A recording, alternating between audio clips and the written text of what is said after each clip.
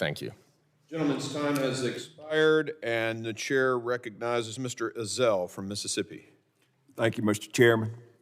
I appreciate the opportunity to discuss how the Biden administration's failure to secure the border affects not just the states along the southern border, but also spreads through communities in Mississippi and across our nation. Sheriff Lamb, first I want to thank you for your service and your willingness to testify today. As a former sheriff, I applaud the work that your deputies and yourself are doing, and I know the increase in drug seizures has been great and a big burden upon you. However, as we both know, the more illicit drugs that are caught, the more we are missing. Based on your experience, how have the drug trafficking networks expanded their operations since 2020? They've expanded their operations tremendously. As we heard earlier, one of the members mentioned they were making about $500 million a year. They are now making about $13 billion a year. And they're doing it large in part on taking advantage of these people that are trying to come make a better life for themselves. They are paying cash up front, which is only emboldening the cartels and giving them a lot of money on hand to be able to buy weapons and increase their footprint along our southern border. Thank you. What action should the federal government take to stop the flow of illegal drugs into our communities? We should secure our southern border. That includes continuing building the wall where it hasn't been built, increasing the amount of Border Patrol agents we have, increasing technology, turning on the technology that is there that has not been turned on for political reasons.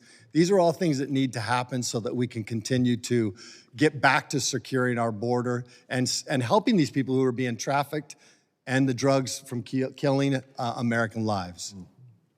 Thank you for that. Unfortunately, fentanyl poisonings continue to surge.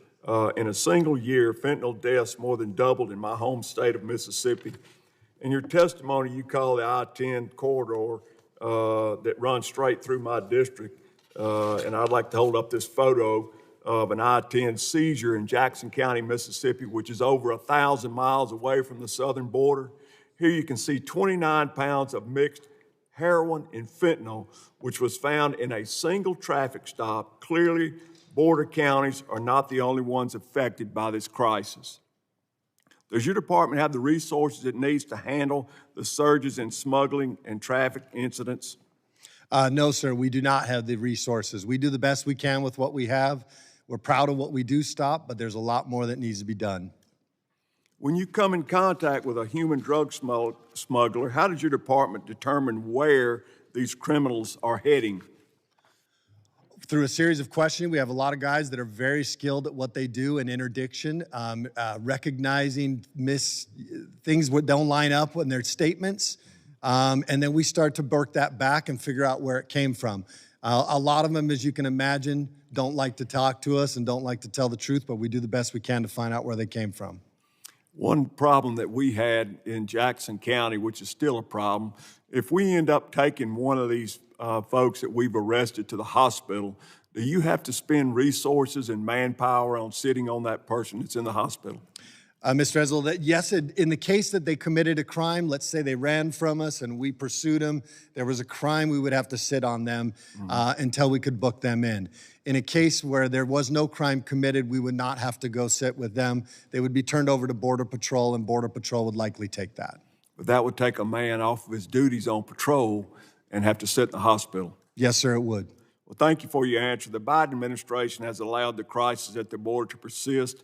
And as we have shown today, every state is a border state. And with that, Mr. Chair, I yield back.